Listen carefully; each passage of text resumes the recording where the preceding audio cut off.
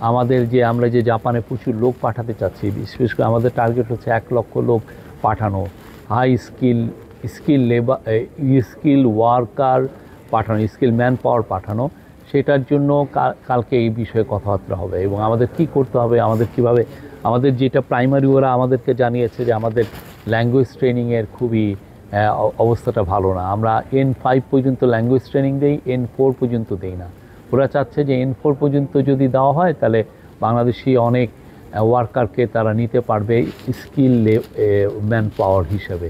তো এই জায়গাটায় উনি এমফাসিস করতে চাচ্ছেন এবং কালকে এটা নিয়ে অনেক আলাপ হবে কি করলে। অলরেডি এখানে আসার আগে, জাপানে আসার আগে প্রফেসর ইউনূস একটা টাস্ক ফোর্স করেছেন জাপানে কিভাবে দ্রুত 1 লক্ষ লোক পাঠানো যায়। এখানে জাপানের খুবই স্কিল লেবারের খুবই শর্টেজ এবং বাংলাদেশ একটা অপরচুনিটির মধ্যে আছে যে বাংলাদেশ এখানে প্রচুর স্কিল ম্যান পাওয়ার পাঠাতে পারবে এবং এটা যদি এই 1 লক্ষ লোক যদি আমরা পাঠাতে পারি, এটা পরবর্তী আর একটা ফ্লাড গেট ওপেন করবে। এটার পরবর্তী যেটা মালয়েশিয়া আমাদের হয়েছে বা মিডল ইস্টে হয়েছে।